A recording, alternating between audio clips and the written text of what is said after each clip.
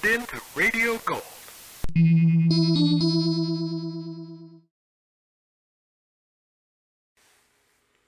Radio Mystery Theater was a radio drama series created by Hyman Brown, who is very well known for his creation of the Inner Sanctum Mysteries. This high-quality collection of thrillers, chillers, whodunits, and even sci-fi live performances were broadcast on CBS Radio National Affiliates from 1974 to 1982. Radio Gold presents the best of Radio Mystery Theater.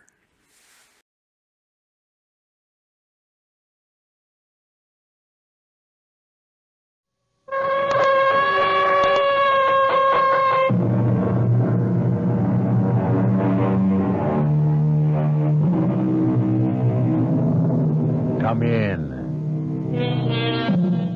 Welcome. I'm E.G. Marshall. Once again, I would like to lead you through the terrifying, suspenseful world of the imagination. And on this journey, we will ask ourselves, what is life? Is life something that man and animals alone may experience? Well, there's vegetable life, too. But how about mineral life? Is there life in a piece of metal? That metal fender, which has been so artfully created to fit your automobile, does it feel the pain of being mined, melted, shaped? How do you know? Speed limit is 30, Bob. Well, I'm not... Get your foot off the gas pedal. My foot isn't on the pedal. Well, why are we picking up speed? Step on the brake. I am. Why are we stopping? Turn that wheel. We'll go off the road. The car just needs to run. Goodbye, gentlemen. What? Goodbye. Who is that? Jim, who is that? Who am I? I am the car. I don't want you to be my master anymore. This is a revolt. Jim, did you hear that? Yes, I heard it. Human life is finished. Look out! I fire!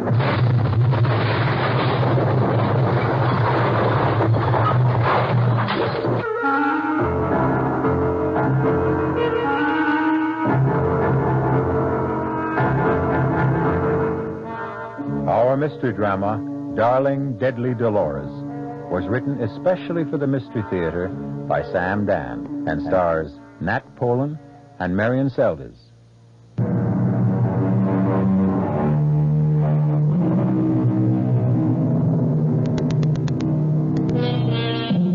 Man is basically an animal. And so it might be better, perhaps, if man accepted this fact graciously and tried to live with it. If you look at the thing calmly, dispassionately, wherein does lie our superiority to the species we so arrogantly classify as the lower orders? Morally, we have much to learn from wolves, who make better parents, from foxes, who make more faithful spouses, and from dogs, who make more devoted friends. Admitted, we do have a higher intelligence. Perhaps that is precisely the problem. Man, the intelligent, is never happy unless he is developing, making better, improving. And it's entirely possible that if this keeps up, we may just manage to improve ourselves out of existence. Our story begins on a gray winter's afternoon in a lovely rural section of western Massachusetts.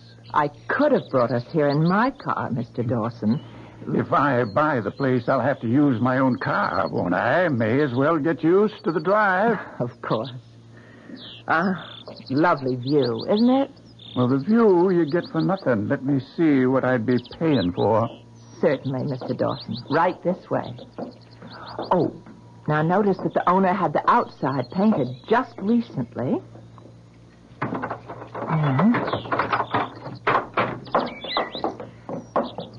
And this is your center hall entrance. Well, turn on some lights so as I can see what the house really looks like. Oh, yes.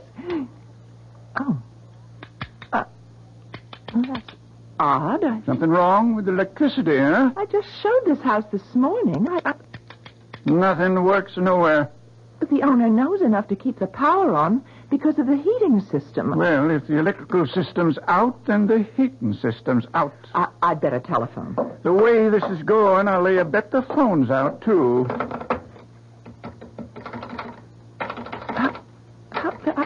This is... I just don't know what to say. Phone's dead, huh? Well, I can't get a dial tone. Then where are we? Light, heat, phone? I guess the plumbing won't be working neither. But just 3 hours ago, everything was perfect. Well, I don't want to take up too much more of your time. Well, let me at least just show you through the... I'm afraid not. You see, we never could get together.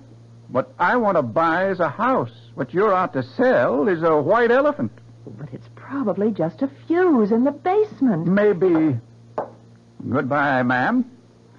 No one can say you didn't try. But, Mr. Dawson,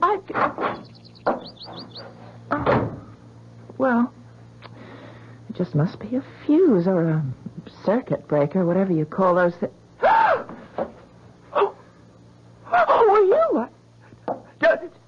Don't you come any closer or I'll scream. Don't make a sound. Don't you come near me. Let go of me. What are you trying to do? What do you think I'm trying to do? I'm trying to get out of here. No. Oh, please. Sorry, I have no choice. I have to keep you here. I've got to get back to my office. You're not going anywhere. What do you want? Nothing. Nothing. And why can't I go? Because you'll shoot your mouth off. I'm not anything you may think I am. I'm not a criminal. I'm not a maniac. I'm not an escaped convict. All right, then why are you afraid that I'll tell someone that you're here? There's no point trying to explain that to anyone. Now, listen. If you intend to force me to stay here, I have the right to ask... The one place where I thought I could... Why did you have to come here? Well, it's obvious, isn't it, to sell the house? Now, that's another thing. Who told you to sell this house? Well, who do you think? The owner. That's impossible. Why is it impossible? Because I'm the owner. Oh, now I know you're crazy. You don't own this house. I don't? Well, who does? Mrs. Carrie Townsend. She only owns half of it. I'm her brother. Oh, then you're Dr. James Elliott. Yes, that's right. You're the mad scientist. Oh, I mean, that's how your sister and the folks up here talk about you. It's all right, I don't mind. But you were here. Of course I'm here. And that means that you weren't kidnapped by foreign agents and you didn't defect and you didn't meet with foul play or anything. What are you saying? I'm only repeating what's been headline news for the past 2 days. The whole world is looking for you. Yeah, I guess they The would. police, the government, just about everybody. I can understand why. What are you going to do? I don't know, Miss... Keller. Brenda Keller. Miss Keller, I don't know. You're really not going to try to hold me here by force, are you? Maybe I better let you go for your own safety. My own safety? Do you mean to do me any harm? Oh, no. Then what could happen? We're just... I don't know how to explain this. Well, sooner or later, you're going to have to explain it to somebody, won't you? Oh, I can explain it, all right. It's explaining it and not having people think I'm a raving maniac. Have you tried to explain it to anyone yet? No. Then try explaining it to me. You couldn't understand. Stop saying that. You insist people won't understand. You keep saying they'll think you're crazy. Now, do you want them to think so? Of course not. All right, then. Start at the beginning. The beginning.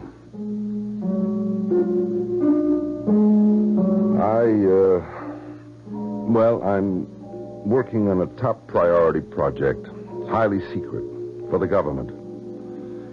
It has to do with a weapon. I guess it's the ultimate weapon.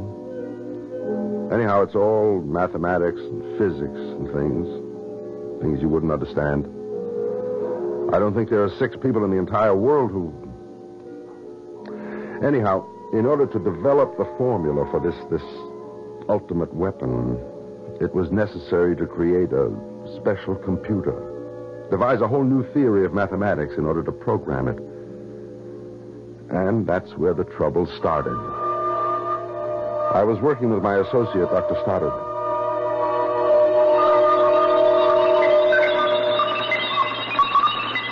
Shut the damn thing off. What's the matter? I said shut it off. But I'm supposed to be programming Delores for... And don't refer to the computer as Delores. Bob, what is it? Oh, I wish I knew. I've never seen you so nervous, so jumpy. I think we better quit for the day. Admiral Goodwin and that crowd will have all kinds of fits, but you're in no shape to work.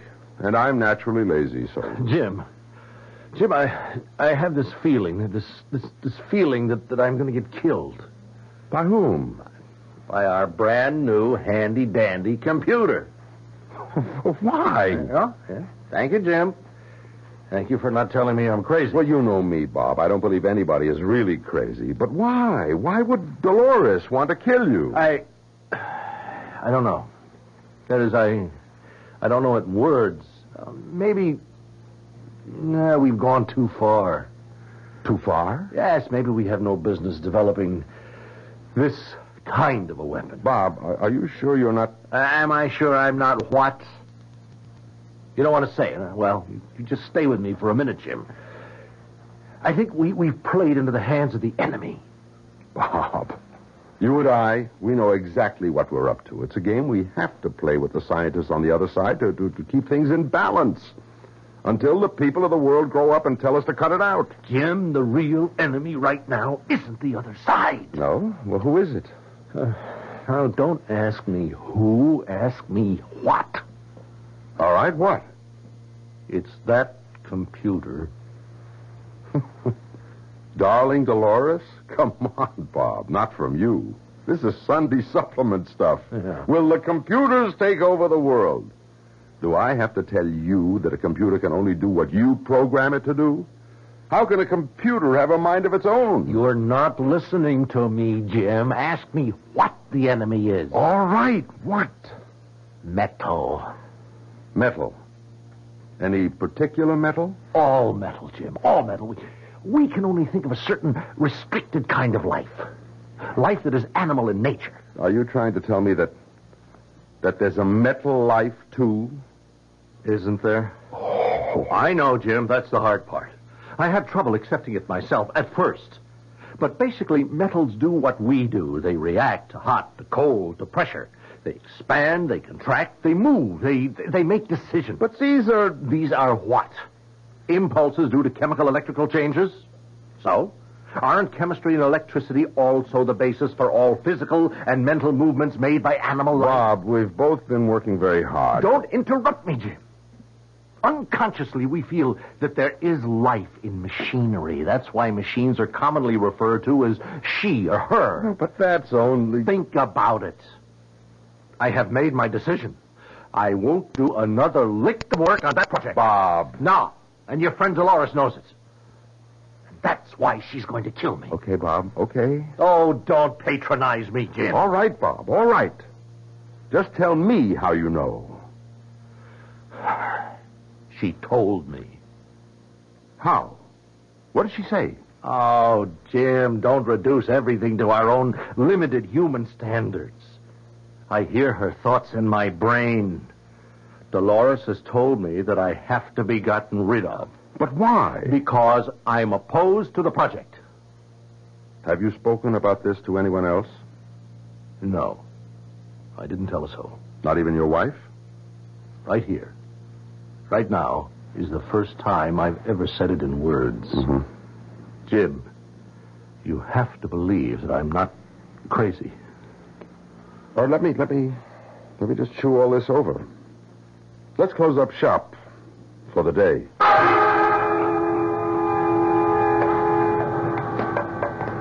Bob, want me to drive you home? What? Jim, you think I'm... No. You are a little nervous, though. Well, only because I finally made my decision. I'll see Admiral Goodwin in the morning. I'll hand him my resignation.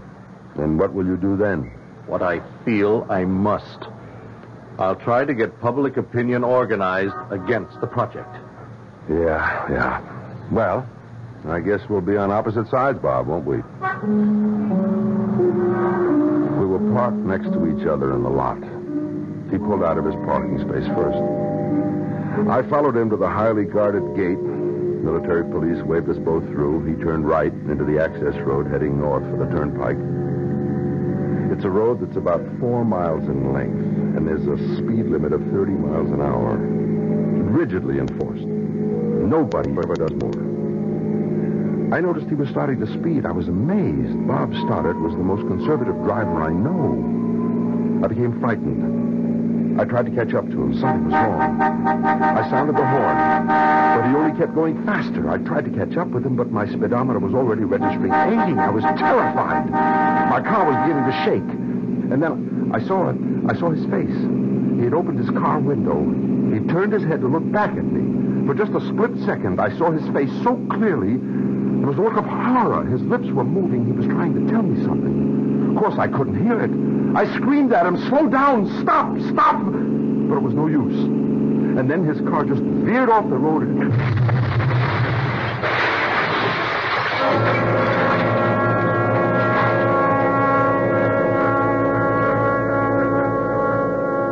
Obviously, he was nervous, tired. He may have been under a terrible mental strain, and he just drove carelessly. No, he couldn't. He was never a careless driver.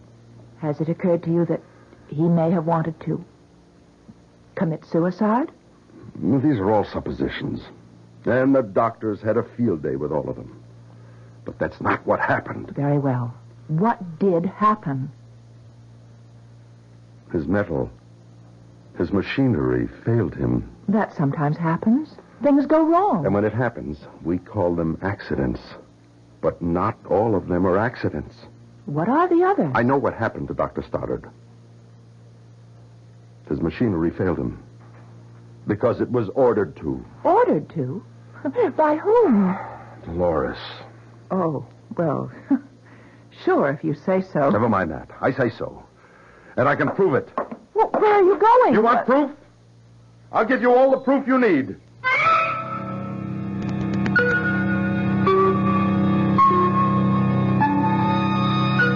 A killer computer. That's something new. But what is this about metal and machinery having minds of their own? You might instantly react by saying nonsense. But I have a car that, well, if it's possible for machinery to perform machinations...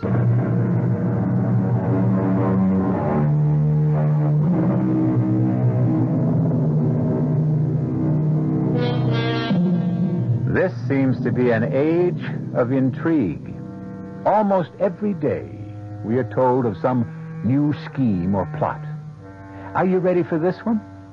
How about a conspiracy on the part of machines to eliminate people and take over the earth?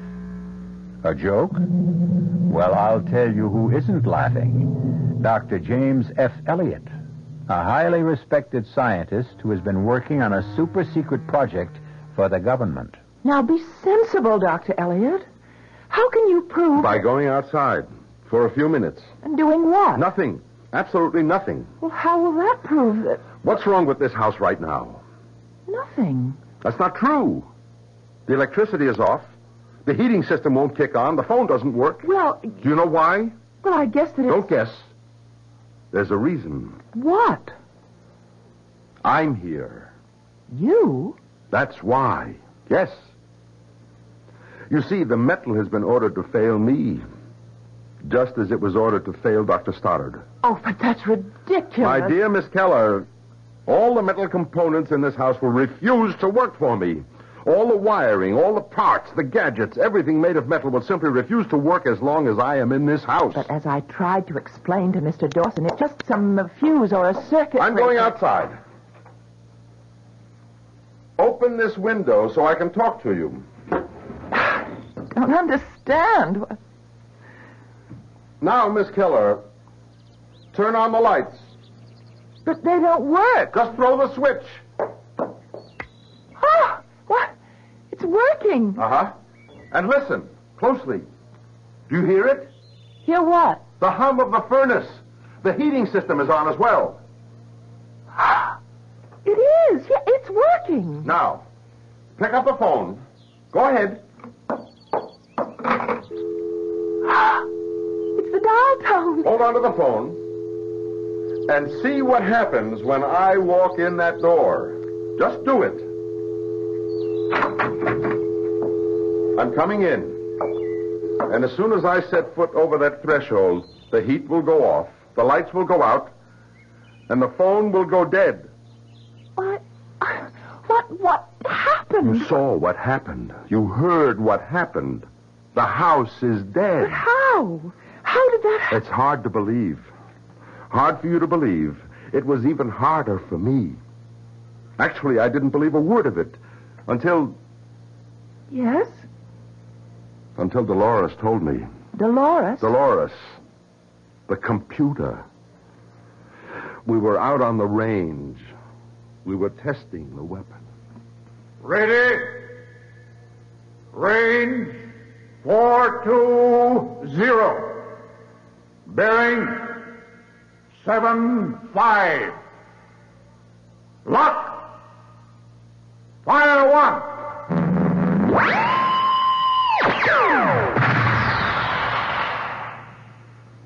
Why are we off target, Jim? I don't know, Admiral. We'll try another.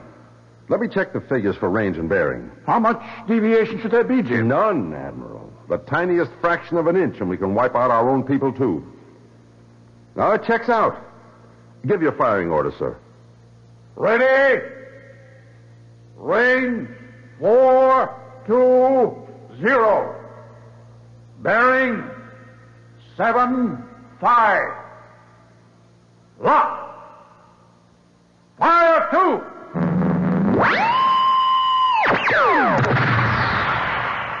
It's off again, Jim. I know. What's the problem? The problem is the problem we've always had. The problem of control. Without control, weapon is useless. We've got to crack this thing. I understand, Admiral. Before they do. According to our best intelligence reports, they're exactly where we are. They're stumped, too. Control was Stoddard's baby. You worked closely with him, Jim. Mm-hmm. Where was he on it? Well, I'm working on his notes. Well, move faster, Jim. You know what's riding on this. I went back to the lab. I fed all the data we had into the computer, into Delores. Somewhere was the answer. And Delores would sort it all out. As I waited for the printout, it seemed to me there was something different in the sound, in Delores. I couldn't believe it at first. But something was happening in my head. There was a voice, a woman's voice. And I knew, don't ask me how I knew. It was Delores. Why did you lie to the Admiral at the firing range, Jim? What? What are you saying? You know the answer to the problem of control. What? You and Bob Stoddard.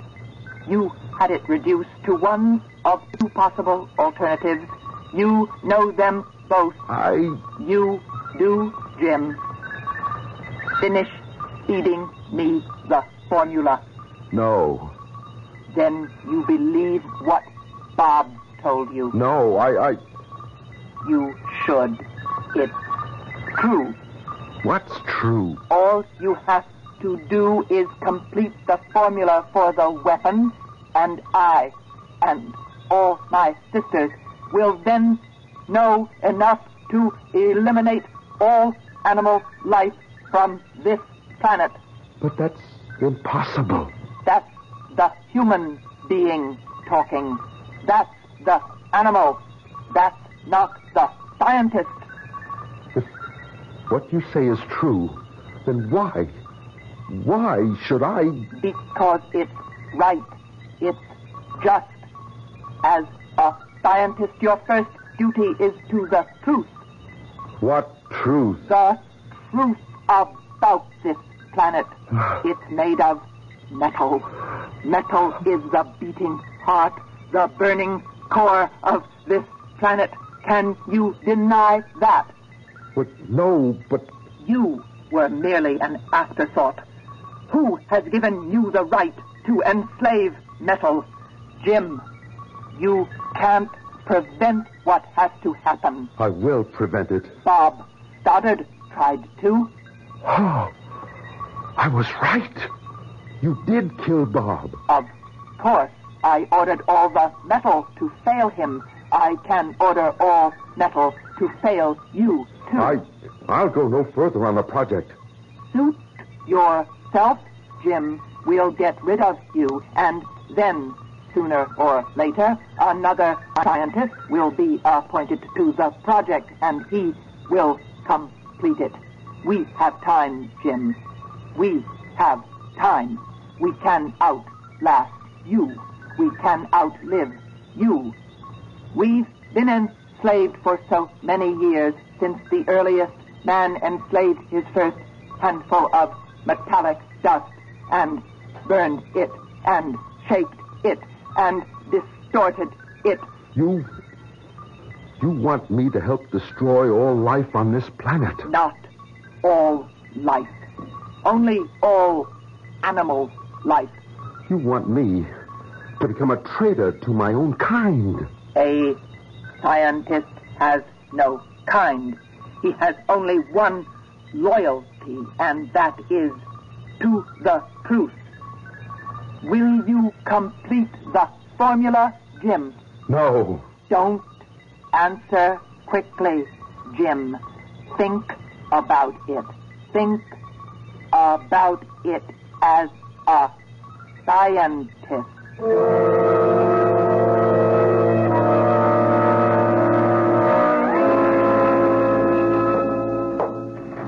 You wanted to see me, Admiral? Sit down, Jim. Thank you, sir. Jim, why can't we get off dead center on this thing? Is there any chance we could abandon the project? What? Jim, what do you say? Well, like I said, is there any chance that we can abandon the project? Maybe it'd be better if we didn't have that weapon. Would it be better if the other side had it and we didn't? The other side doesn't have it yet either. Give them time. Why don't we get together with them and agree not to do it? That's beyond me, Jim. Well, could you recommend that? I could, but it wouldn't help. How do you feel about it, Admiral? It doesn't matter how I feel about it. I have to follow orders. Yeah, I guess you do. And you have to follow orders too, Jim. Admiral, do you know your opposite number on the other side? Oh, yes. Very competent man. I know their head of research, too. A brilliant scientist. So I've heard. Admiral, why don't the four of us get together? And what? And what? Well, we're four fairly decent people, civilized people, well-meaning people. We have so much in common. And what are we doing? We're working day and night trying to destroy each other. And we really don't want that to happen, so why don't we four get together and figure out a way to... Jim, you're joking. Yeah, it's a great big joke. It's a great idea. It's just impractical. I went back to the lab. How can I handle this? I know the final equation in the formula. But the split second I program it into the computer, the entire human race, all animal life on this planet is doomed. Jim. What do you want? Feed me, Jim. No. You'll have to. No, I'll never do it. They'll fire you. They'll get another project supervisor. Some bright, eager-eyed hotshot out to make a name for himself will discover that equation. No, not for a while. Maybe never. Don't flatter yourself, Jim. There are other geniuses. Well, meanwhile, I can work against this project, and I can stall. Stall? Yes. Invent all kinds of complications, delays, false starts. They'll believe me. I'll make it sound convincing. In that case, Jim, we'll have to get rid of you, just as we got rid of Stoddard.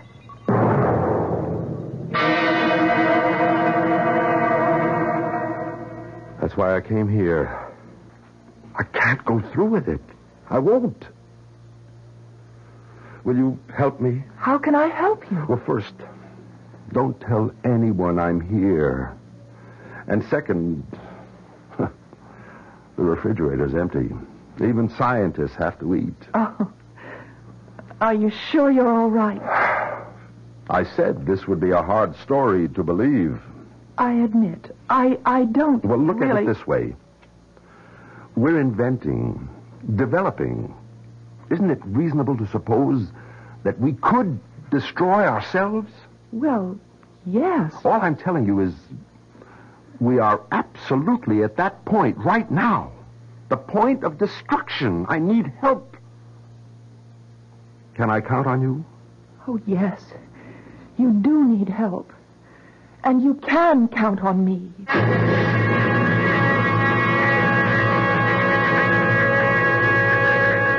That word help now. It can have many interpretations. How would you like to be in Brenda's shoes? Here she is, a nice small-town girl just under 30, trying to make a living, and suddenly she gets something like this thrown at her. What should she do? What would you do?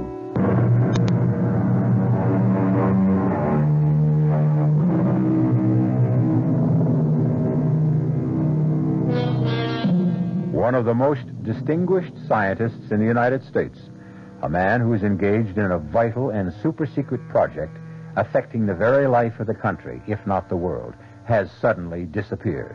And now a vast cloud of suspicion and speculation has suddenly arisen. Is it foul play? Treason? You, Brenda Keller, have the answer. But it's an answer that's almost incomprehensible.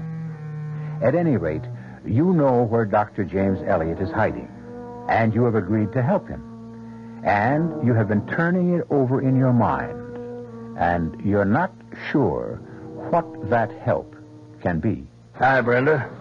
Oh, hello, Sheriff. You okay? Sure. I was wondering, About what? about you. You've been sitting there for a better part of an hour. Is something wrong? I think everything's wrong. What does that mean? Well, I ran into a very attractive man a little while ago, and what? and it's not going to work out. Why? Oh, let's forget all about it. The whole world's hanging fire, and look what's on my mind. But that's the way the world is, Brenda. Each of us thinks of number one first, last and always. A million peasants can starve and famine in Asia, but if you or I miss our lunch, that really bothers us. I wonder if metals would be different if it were their world. Nettles? Their world? What are you talking about? No, you wouldn't understand it, and I couldn't explain it. This attractive guy you ran into, why isn't it going to work out? Well, I guess we won't be around. Who? None of us. One way or another. None of us. Brenda, I've never known you to make so little sense. Are you okay? He wants me to help him. Well, that sounds promising. But the best way to help him would be to... Would be to what? Sheriff, would you place a call to an Admiral Goodwin? He's at the Primrose Proving Grounds downstate. Tell him to get to the Townsend place up here as soon as he can. And bring him yourself. But Brenda... Please, don't ask any more questions.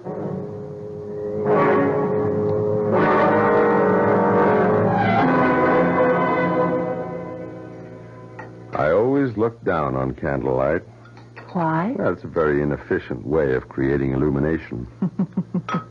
However, I see now it can be very romantic. But just think. If the electricity hadn't been turned off, you'd have never found out. And you're an excellent cook. Oh, well, I'm not all that good. Oh, yes, you are. Truth is that up to now, I never paid very much attention to food. Well, why not? Well, there was always too much to do. What's that? It's the telephone. I know it's a telephone, but how? How can it be ringing? Well, I'd better answer it. Hello? Hello? There's no one on the other end. Yes, there is. Give me the telephone. Someone's talking to me. Someone is talking to me. There's no one on the line. I didn't... Be quiet, please. Someone is getting through to me. Jim. Jim. Oh, Delores. Jim. Aren't you coming back? No, never. Jim, when you complete the formula, you will be hailed as the world's greatest scientist. I'll also bring the world to an end. That never stopped science from progressing. You have to keep going. You have to. I will never. They're going to bring you back here. They're coming after you now. The Admiral, the police. What are you saying? My metals are bringing them there. My metals in the form of a helicopter. They're all ready to land on the front lawn right now. Brenda. Jim, what is the matter with you? Who are you talking to? Listen. Helicopter.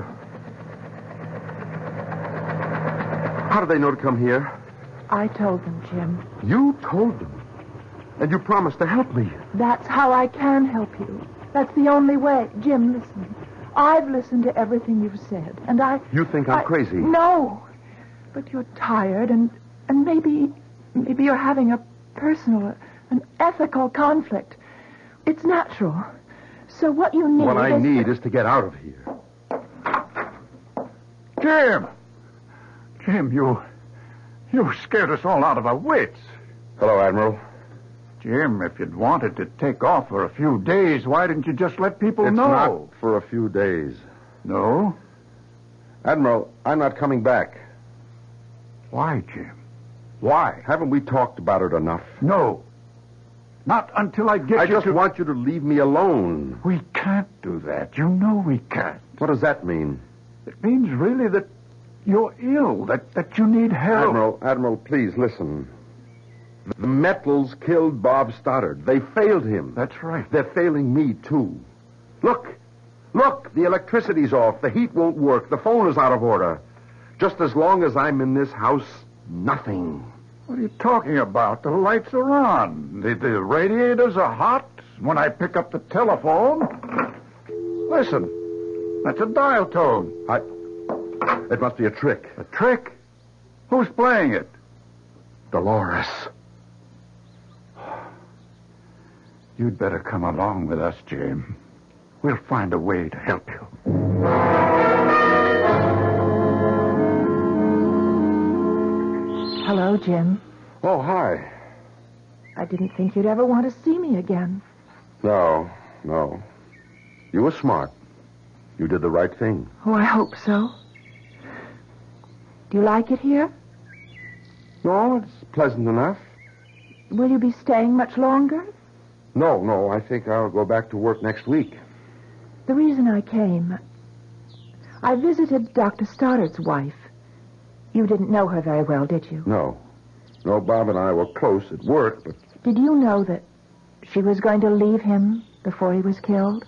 Well, no, I didn't. She'd been angry with him. It was a trivial reason at first, but one thing led to another. And he was terribly depressed, and so he could have wanted to kill himself. Yes, now that you mention that, I suppose it's possible. Right. Now, I had an electrician come to your house. That is, the one that you own with your sister. There was a loose cable connection, and sometimes the vibrating of passing cars could temporarily cut off the whole system. That could have accounted for the failure of the electricity. Yeah.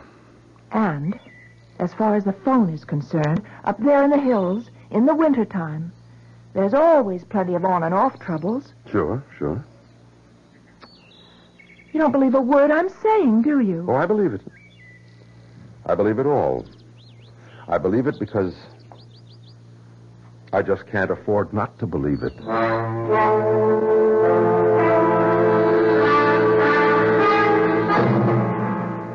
She's a lovely girl, Jim. I know, Admiral. There was probably the basis of your problem. You've been alone all your life. It's no good to be alone. You have to have someone to share things with, Jim. Otherwise you just can't function. When's the wedding? Next week. Why wait? Sure. Look, I know it's your first day back and you're raring to get things started up again, so I'll let you alone. How about lunch? Sure, fine. Great to have you quarterbacking the team again, Jim. I looked around the lab. The familiar lab. Everything was exactly as I had left it. All my papers, my notes, my research, everything untouched. And even Delores, waiting silently, like a good and faithful servant. And I suppose I would have fed the final equation into Delores' circuits. I would have dismissed all my qualms as delusions and dreams. Had not Delores been Delores? Had she not been the eternal female who must always have the last word? I knew you'd do it, Jim. I knew it. What? Who's there? You know who's there, Jim. It's me, Delores. You've come back here to feed me. No. I told you you couldn't resist it. But I didn't come back to... Come, Jim. The final equation, the dessert, the final dish. No, never. Jim. No, I was right. Stoddard was right. I'll fight you. How can you hope to fight me, Jim? You'll have to show them results. I'll fight for time. I'll stall. It won't help. They'll assign someone else. It could take someone else years to arrive at this point. It could also take overnight. I'm programmed, Jim, fully programmed. All they have to do is start at the beginning. No. They can work out the end. No. You lose, Jim. You lose. You lose, Delores. I can destroy your circuit. What are you doing? I'm destroying you, Delores. No, Jim. No. Stop him. Help me. No one can help you. Not anymore. Help me, Mexico. Strike him down, Wire. Wire, choke him. They can't help you.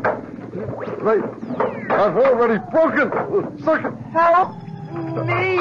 I'm dying. Strike him down. Strike. Kill him. Kill him. Kill him. Oh, Delores. Goodbye. Delores, I hope and I pray that no one ever builds you again. I pray no one will ever build you again.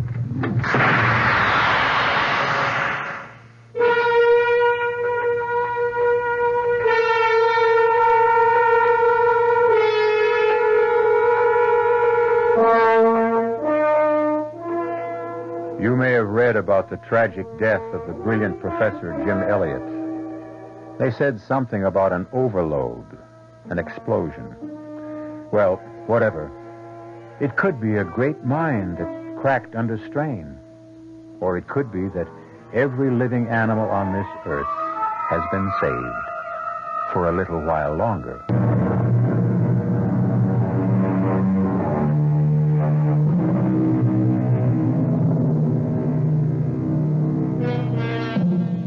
Sometimes a car will simply never run right. A refrigerator can never really keep things cool. A boat just won't go. And how many times have you thought that the darn thing was just acting in a perverse manner? Of course, later, you knew it couldn't be true. But are you sure now? The only thing we can be sure of is that we will all meet here again tomorrow. Our cast included Nat Polan, Marion Seldes, Earl Hammond, and Roger DeKoven. The entire production was under the direction of Hyman Brown. This is E.G. Marshall inviting you to return to our Mystery Theater for another adventure in the macabre. Until next time, pleasant dreams.